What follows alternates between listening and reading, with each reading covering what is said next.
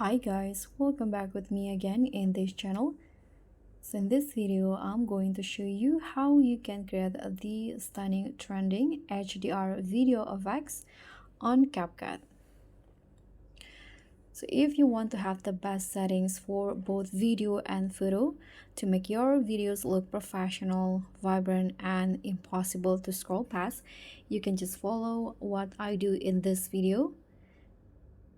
Now let's just get started. So first you can just open CapCut and then import your videos to the CapCut timeline. Now do some adjustments, so go to the adjust options.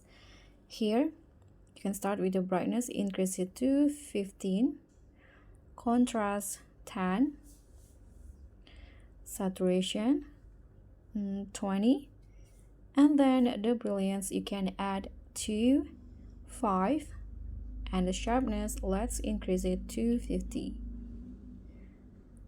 Now swipe until you find thinning effects, so you can add to around 5.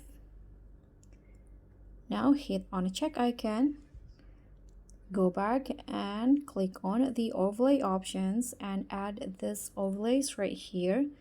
So I'm going to go put on this overlay. Click on add, adjust the size so it covers all of the clips, and don't forget to also adjust the duration like this. And then you can hit on the splice, click on darken mode and lower it to around 35. Hit on a check icon, and lastly you can find a filter options and add the 4K filter. You can adjust the amount to how you like it, but I'm going to go with 100. Click on the check icon, and that's it. So this is the final look of the HDR editing in CapCut.